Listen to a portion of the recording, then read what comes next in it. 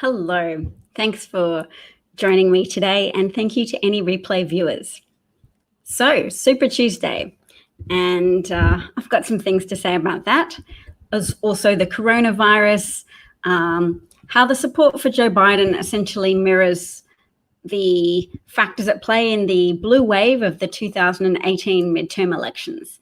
Suburban mums and suburban voters generally, and Black voters, are a powerful coalition.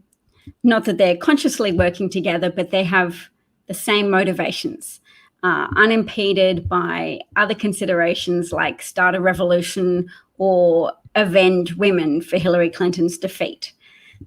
Hillary Clinton won the popular vote. It's just that white supremacy is a really dangerous and intoxicating factor for a lot of American voters who are driven to ignore facts, as highlighted by the coronavirus scare, or the coronavirus outbreak, whereby Trump and his supporters are minimizing the dangers, are actively sabotaging the CDC, and they removed Dr. Fauci from 5 Sunday news shows so that Mike Pence could speak instead. They don't want to spook the markets, but the markets aren't that stupid. So the market had a little bit of a bounce the day before yesterday, and it's gone back to falling again. So, and I know that because my husband put his retirement money, our retirement money, in the share market. Anyway, no, don't stress about leaning to Bernie. Bernie relies on a youth turnout, and the youth don't turn out. It's all very well to pontificate about factors, but the youth factor is imaginary. It's in Bernie's little heart. And I feel bad for all of the impoverished people suffering under the damage that Republicans have inflicted on the medical healthcare system in the US for decades. All of the people suffering under that who were drawn to Bernie's claim to be able to fix it. But Bernie can fix it in a scenario where there's a king and not a 3-branch system of government that has to pass legislation.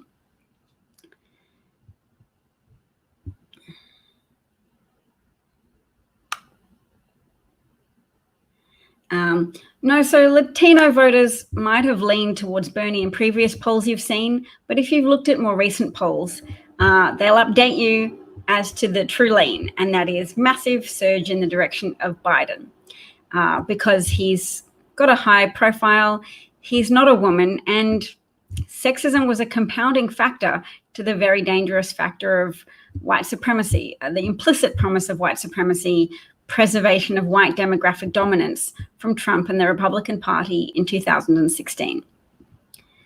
So yes, there's a lot of very active Bernie people on the internet. The internet's important. It's an important place for opinion shaping, and a lot of the people on the internet are movers and shakers who do help shape public opinion.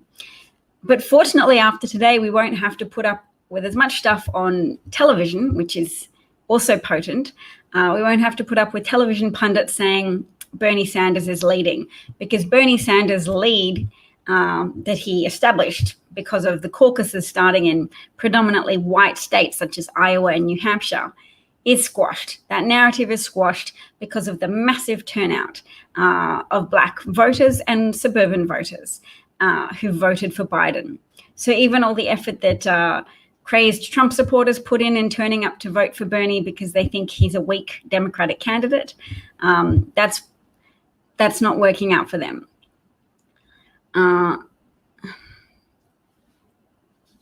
Yes, Bernie's lead is kind of gone. And I wouldn't even talk about Elizabeth Warren, except that I feel badly for her supporters whose rationale is probably a little bit hampered by their negative leftover emotions from 2016. They want to resurrect female strength. They'll probably get Kamala Harris as a running mate for Biden if he gets the nomination. And I am enjoying that because I think Biden will all too quickly hand over the reins to Kamala Harris for a second term. So yes, lots of people voted for Hillary, but some people took it harder than others that sexism was a compounding factor in her loss. And her loss wasn't big. It was a loss of about 77,000 votes across 3 battleground states, Michigan, Wisconsin, and Pennsylvania in 2016, that gave Donald Trump the Electoral College victory. So it's not that sexism is such a huge factor anymore. They're right, the world is changing and becoming less sexist, but there's enough vestigial sexism, enough people uncomfortable with women in positions of power to have made that a compounding problem when Trump already had Russian backing and Russian online campaigns to increase racial divisions and gender tension. I'm sure there were Russian trolls contributing towards the Bernie bro onslaught against visible online Hillary supporters in 2016, telling them that women just voted with their vagina, etc., etc. So yeah, I'll share a Twitter screen with you so we can have a look at some of the details. Let's see, because we can have some facts and figures on the increase in turnout. I think it's over 1 million who turned out in Virginia. So the Virginia DOP said, blah, blah, Virginia is going to vote for Trump. And the Virginia Democrats said, we just shattered the voter turnout record for a Democratic presidential primary, but go off, which is a very youthful way of talking about things, but cute. So yes, it's actually pretty straightforward. I agree. The coalition powering Biden to victories, African-American voters, Black voters, and suburban voters, is the same coalition that gave Democrats the House in 2018. And look, I make a great point that suburban moms don't want the NRA-funded Republican Party further endangering the physical or emotional safety of their children. Safety is a big word, and people don't like to vote for revolutionaries, particularly not in times of crisis. So the coronavirus outbreak is a crisis. A lot of people probably realize Trump isn't equipped to handle it and might even actively be sabotaging how it's handled, restricting CDC use of testing, making the CDC have very narrow criteria for testing people, just people that exhibit the symptoms of coronavirus and also have a known contact with somebody who's been to a country where there's a severe outbreak of COVID-19. So that's a very narrow prescription for testing, and testing is really critical for identification and containment of people who can spread the disease in your communities. So yes, Trump and the GOP, they held a press conference where they didn't even permit the press to take video recordings. They just allowed the press to take still photos. So that's how much they're evidently throttling the ability of scientists and medical professionals to be honest with the American public. So yes, for people who are surprised that suburban voters and Black voters in Virginia are voting in lockstep, are just people who suffer from blue wave 218 amnesia. That's what happened then. And those people are still mad. And those people still have the same recognition of the threat posed to America from the Republican Party and its ringleader, Trump. Should I call him a ringleader or a gang leader? All right, let's check out some more things. I point out, as I often do, that Facebook is essentially Russian propaganda because it's been infiltrated by Russian financial interests. I can bring up some documentation for that assertion for you. Facebook funded Russian oligarch, 2009. $200 million investment. All right, so this is an article from TechCrunch in 2009, which I will now share with you.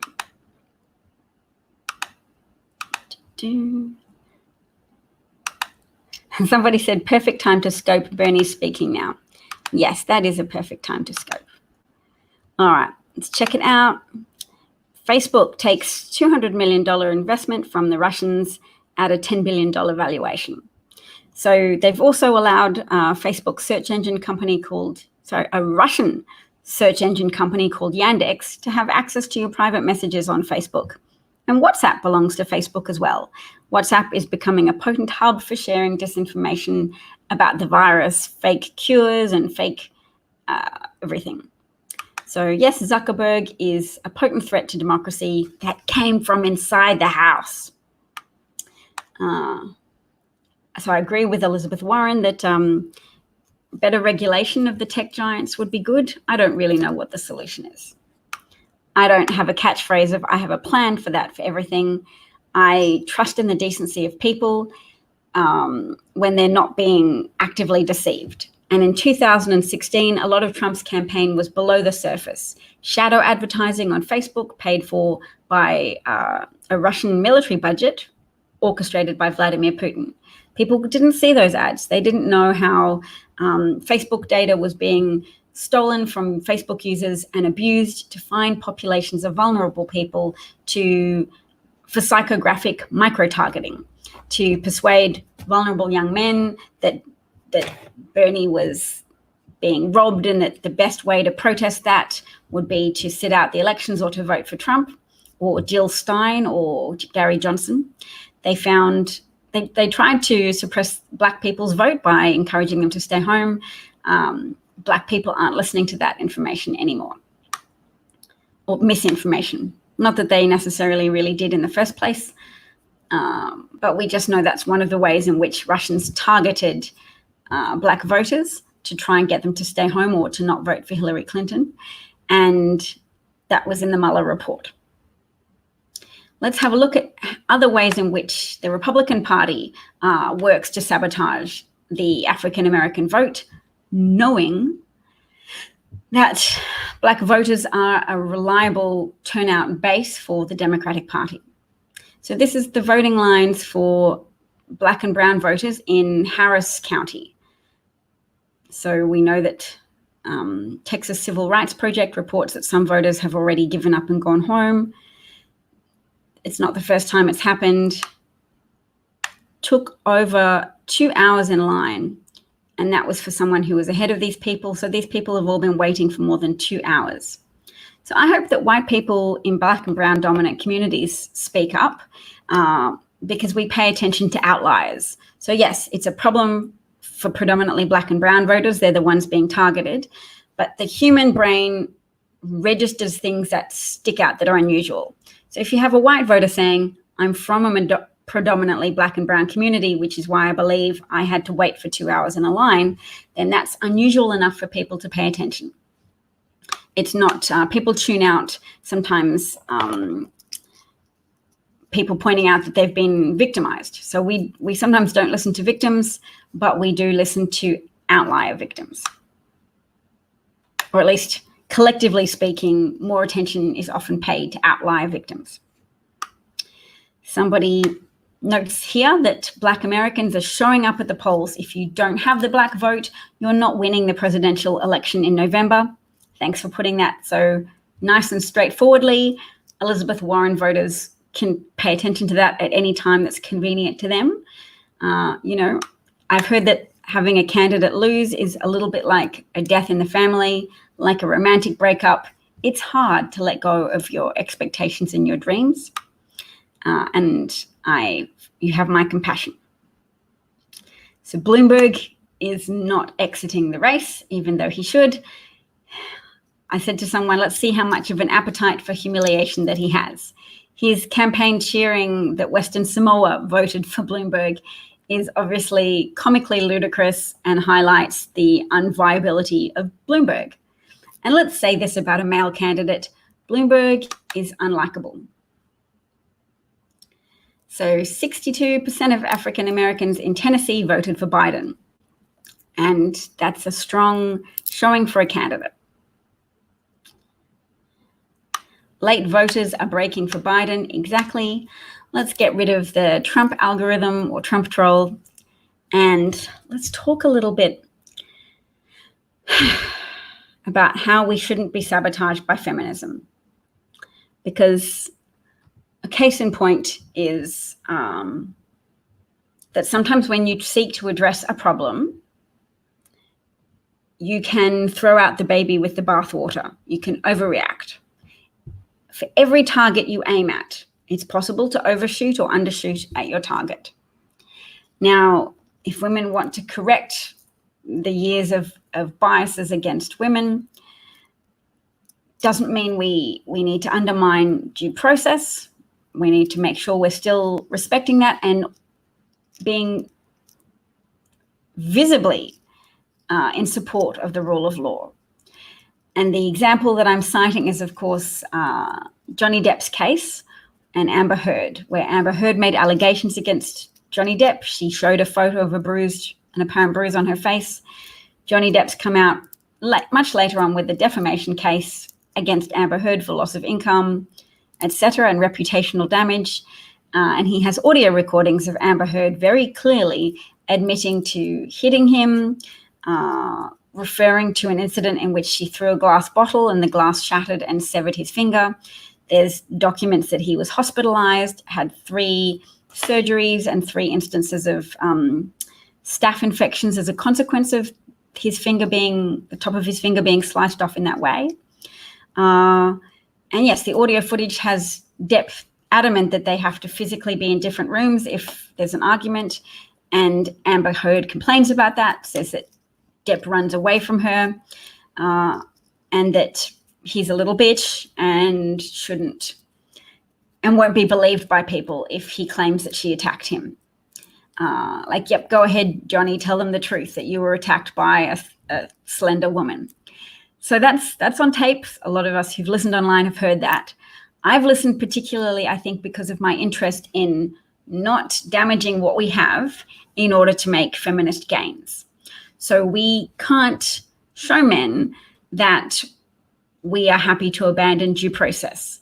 We can't show men that that we are inclined to believe all women and automatically disbelieve men. We can't let it be the case that evidence that supports a man's version of a situation is disregarded by the media because our narratives are all too primed to believe that women are innocent victims in every circumstance. When men hashtag not all men, I guess that's because they want to say don't automatically disbelieve all men. And I don't like the argument that, if one woman makes a false accusation, she's damaged, she's ruined everything for all real victims. That's a weak framing, and that's a victim argument for us to adopt. There are bad actors always, in every demographic, in every gender, etc. We should never say that one bad actor and one false accusation damages everybody else. It doesn't if we don't allow it to damage it. We can't hope to deter bad actors by shaming them collectively in that way and saying, you're ruining it for everyone else. The more we say that, the more we are enabling things to be ruined for everybody else. And we're giving our opponents an argument to keep saying, yep, one bad instance of a false accusation proves that most accusations are false, which is not the case. So yes, I think that's probably something I should talk more about because I can make a contribution there. I'm a strong-minded feminist who doesn't want feminism to, who wants to stem the blood losses that we sometimes incur as a result of our push for change. That's why conservatives inherently resist change, because they understand that there are costs associated with change. So it should always be the progressive argument to try to say that there are wins, or that we've at least considered the potential costs and sought to mitigate those costs. So you have to look like a progressive who isn't naive and who has an understanding of how the world works.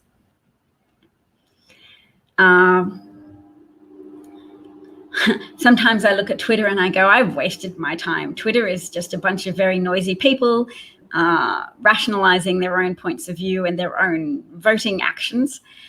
And yep, I've just been making noise by putting energy into Twitter for a few years of my life now.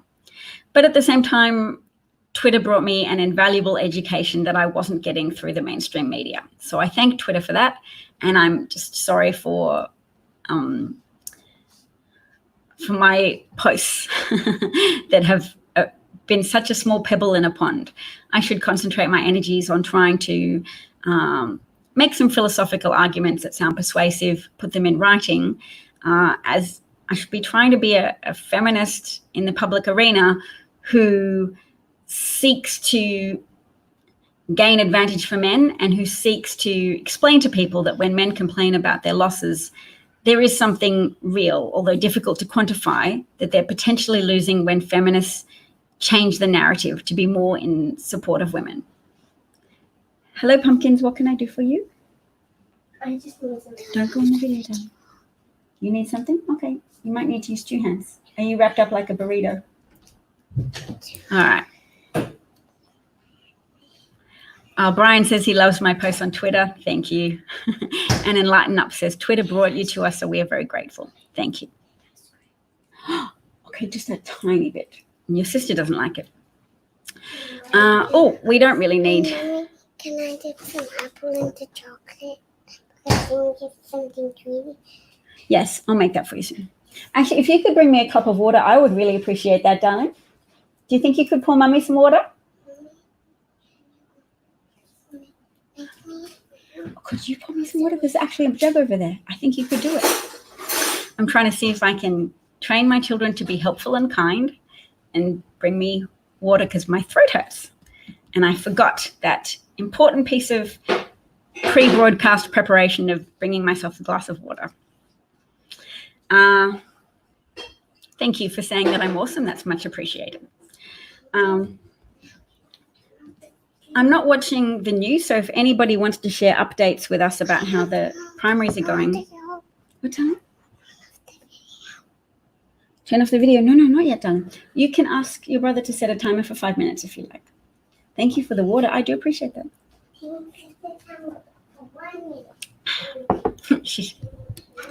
No, what's lemon water? Is that putting a slice of water in a slice of lemon in water? So yes, bring us more details if you have any of how the primaries are going. Actually, 2 minutes? That's not enough for you, Mummy. Well, I've been given a deadline of 2 minutes. See how that goes.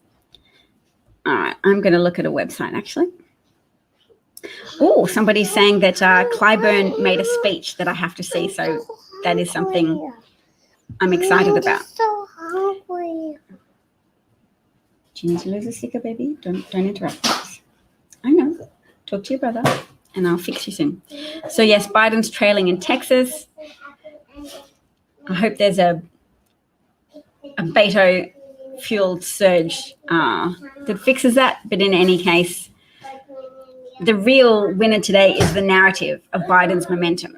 So regardless of how many states Bernie wins, yes, he won Vermont. Big whoop, Bernie. People are proud of having a state senator who's such a big shot, I guess, on the... It's okay. I said when the timer goes off, I will. But don't bug me before the timer goes on or you'll be down from 3 stickers to 1.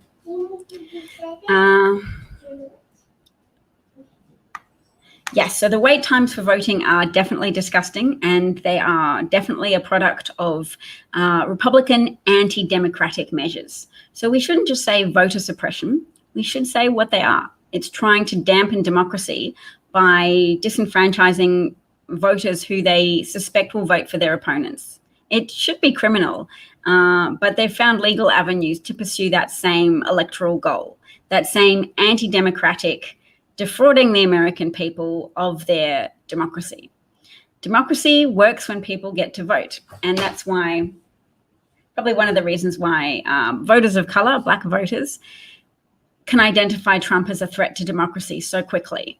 They know the various stratagems and rhetoric that Republicans have used to imply that white people are better, that white people occupy a higher rung on a social hierarchy. They know the coded words that are dog whistles to white people who are very racist, to explicitly attack people of color, and to implicitly support institutional manifestations of racism.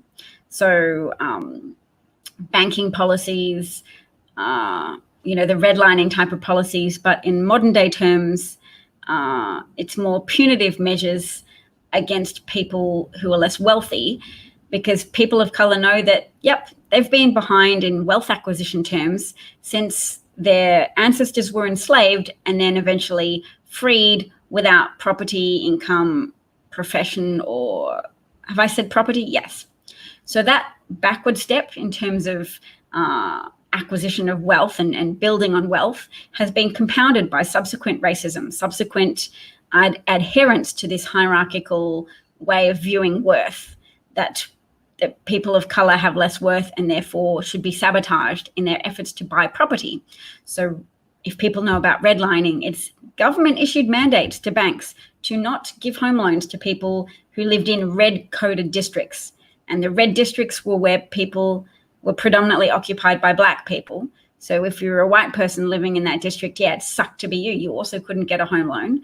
You were also disadvantaged by that broad net cast to cut off Black people from being able to trade off their own conscientiousness, their own job skills, their own incomes, to borrow on that credit rating and be able to use that borrowed money to buy a house which would appreciate in value and build intergenerational wealth. So all of that sabotage of economic opportunity for Black people know about it. White people cheerfully, not all white people, racist white people, to qualify it, or ignorantly racist white people have ignored that purposeful economic disadvantaging of people of color and pretend that sabotage of Black people ended when white Americans stopped actively imprisoning and selling the labor and bodies of Black people. Okay, so Biden 148, Bernie 109, which doesn't count Texas or California. Ooh, Brian saying 302 to 193. Is that because Texas is? I can look this up too, actually, because Enlighten Up sent me some awesome websites. So half an hour ago, it was 194 for Joe and 136 for Sanders. Okay, I'm looking at a website now called USA Today. Alabama for Biden, 62% for Biden to 17% for Sanders. I'm rounding up to the nearest one. Arizona for Biden. Colorado, won by Bernie. All right.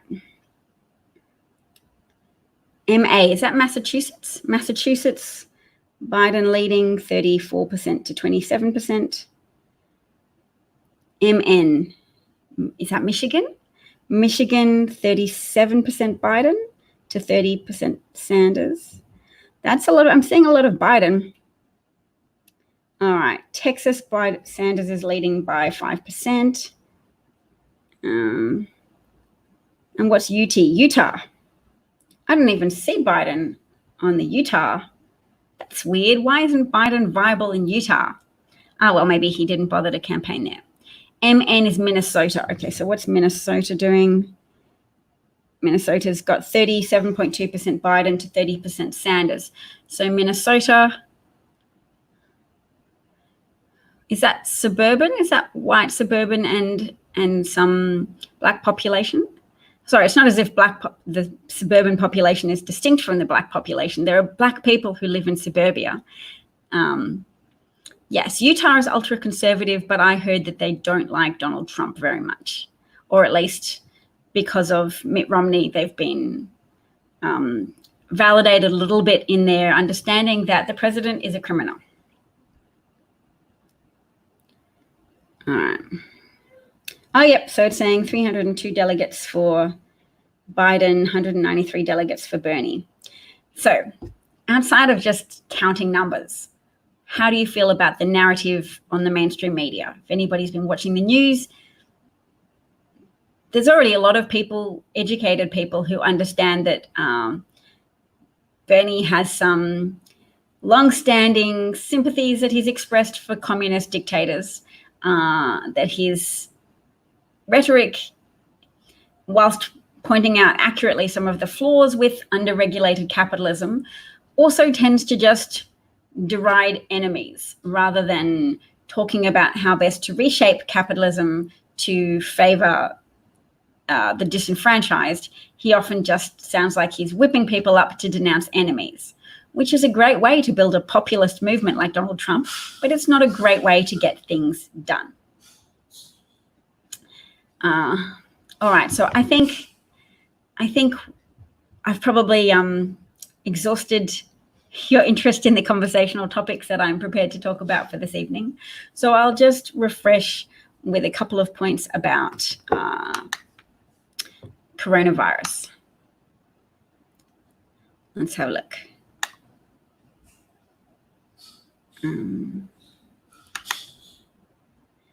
Move that, and we will add Twitter back so we can make a final few concluding points. 47% of Virginia Democratic voters say they made their decision in the last few days, way up from 16% in 2016. So that's a lot, isn't it? It's like 30% difference. Oh, wow, look at this point. Bernie was leading in the Virginia polling by an average of 5.5 points. Tonight, Biden won by so large a margin, they called the race at poll closing. So someone else points out that 7 to 10 days ago, Bernie looked like he could win 80% plus of California delegates, and that's not happening now. So that's awesome. Biden won African Americans in Virginia by 66%. That's a trend. That's a direction. That's not an outlier. That's not a 2 minutes up. Okay, thanks, darlings. I will say goodbye.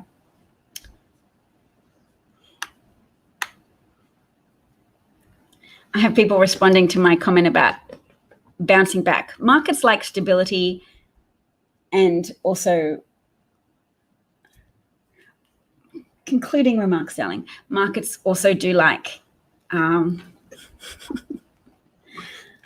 markets do quite like Donald Trump's commitment to untrammeled capitalism that isn't shackled by considerations of humanism or anything like that. Markets appreciate that, but then they also get scared that it comes with a side helping of fascistic incompetence. Biden won your state of North Carolina. That's fantastic. I think the market had a little bit of a bounce back because that's what markets do, but also it occurred on the day that Biden won South Carolina, and it became evident that he was endorsed by some important people. And I mean, this is before even Pete and Amy. You should see this little girl is waving my hand. I'm not doing anything suspicious. I'm just getting my hand waved. Oh, you're waving goodbye for me. No, she really wants me to go. Although you could have had more snacks before.